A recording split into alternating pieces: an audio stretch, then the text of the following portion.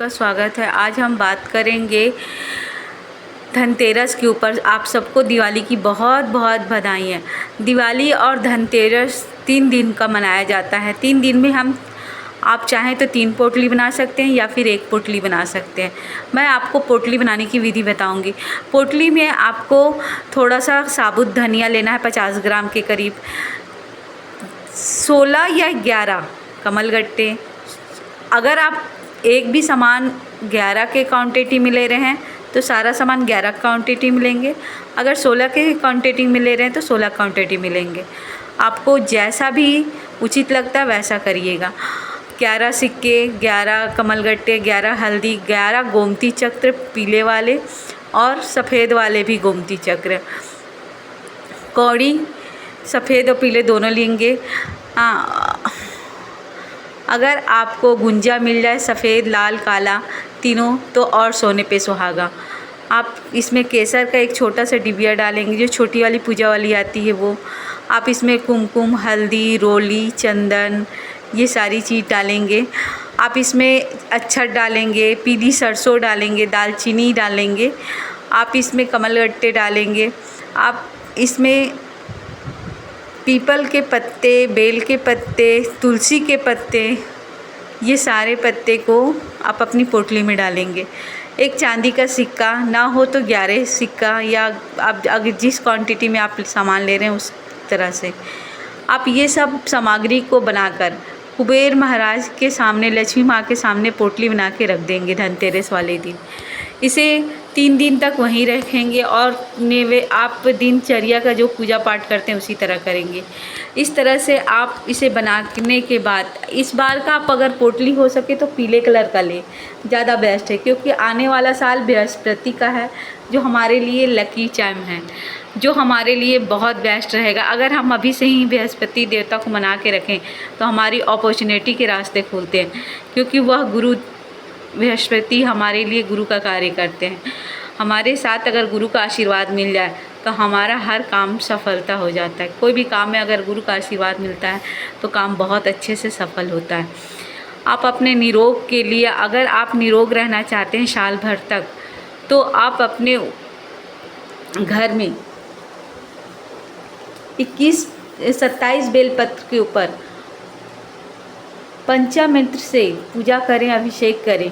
27 बेलपत्र रखें, उसके ऊपर हल्दी, चंदन, कुमकुम, दही, दूध, नैवेद्य, शहद, ये सारे पंचामृत विधि से आप पूजा करें, उन्हें अर्चन करें और ये 3 दिन तक वहीं रहने दें।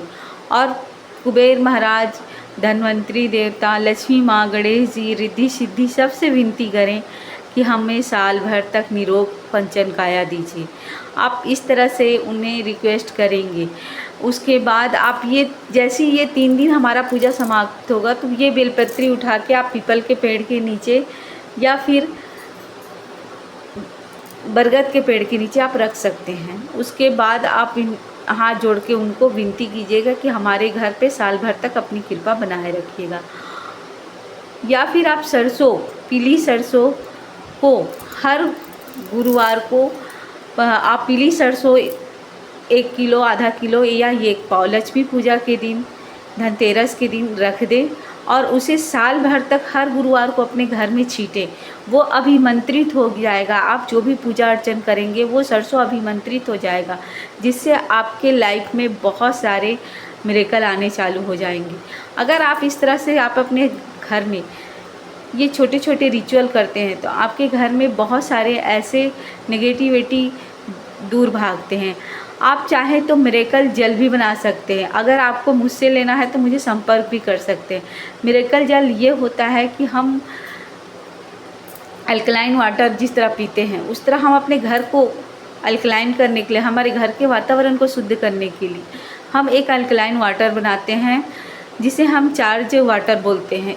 उस वाटर को, जैसे आपके घर में कोई व्यक्ति आ गया और आपके घर में बहुत ज़्यादा कलेश मच रहा है, मतलब उसका एनर्जी बहुत लो है, तो आप उनके जाने के बाद वो वाटर स्प्रे कर सकते हैं। दिवाली के दिन हर जगह स्प्रे कर सकते हैं, या फिर आप हर समय आप अपने हर घर के कोने कोने में स्प्रे कर सकते हैं दिवाली की सफाई करने के बाद। इस तरह से आप इस दिवाली की सफाई करने के बाद इसे स्प्रे करेंगे तो इससे आपको बेनिफिट ये होगा कि आपके घर के में आसपास में जितने छोटे मोटे नेगेटिव पॉइंट है या फिर कोई नेगेटिव चीज़ है तो आपके घर से वो चले जाएंगे।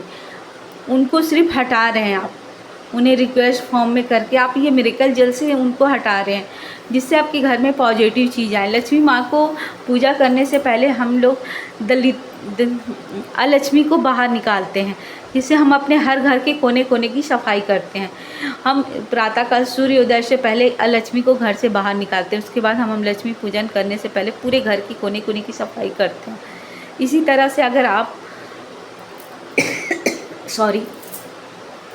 इसी तरह से आप अगर इस कार्य को करेंगे तो आपकी लक्ष्मी पूजा कई गुना बढ़ के आएगी।